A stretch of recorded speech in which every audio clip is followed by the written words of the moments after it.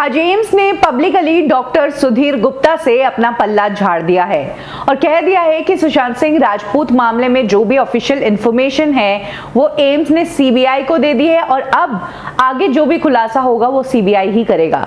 ऐसे में डॉक्टर सुधीर गुप्ता ने जो कुछ भी कहा है वो उन्हीं की जिम्मेदारी है। ये पहली बार नहीं है जब एम्स ने डॉक्टर सुधीर गुप्ता से पल्ला झाड़ा हो। 2015 में तो सुधीर गुप्ता को हटाने का मामला हाई कोर्ट तक पहुंच गया था। एम्स की टीम चाहती ही नहीं थी कि सुधीर गुप्ता जो है वो हेड ऑफ फॉरेंसिक रहे, क्योंकि तब सुनंदा पुष्कर केस था और उसमें पोस्टमार्टम रिपोर्ट को लेकर काफी डिस्क्रिपेंसीज पाई गई थी। बाद में सुधीर गुप्ता ने यह भी कहा था कि मेरे ऊपर पॉलिटिकल प्रेशर था, इसीलिए मैंने पोस्टमार्टम रिपोर्ट इस तरह की बताई थी।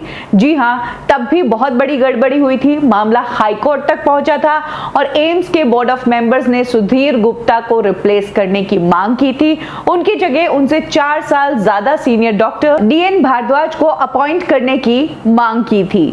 तब स्वामी सुब्रमण्यम जो इस वक्त सुशांत सिंह राजपूत मामले में काफी आवाज उठा रहे हैं, उन्होंने डॉक्टर सुधीर गुप्ता को बचाया था और कहा था कि क्योंकि सुधीर गुप्ता सुनंदा पुष्कर केस से शुरुआत से ही जुड़े हुए हैं तो ऐसे में बीच में उन्हें चेंज करना केस पर इफेक्ट होगा, इसीलिए सुधीर गुप्ता जिन्हें इन केस की पूरी डिटेल में जानकारी है उनको नहीं हटाया जाए। और तब स्वामी सुब्रमण्यम ही डॉक्टर सुधीर गुप्ता के बचाव में आए थे। लेकिन आज फिर वही सिचुएशन आ गई है, फिर सुधीर गुप्ता ने वही किया है जो पहले किया था।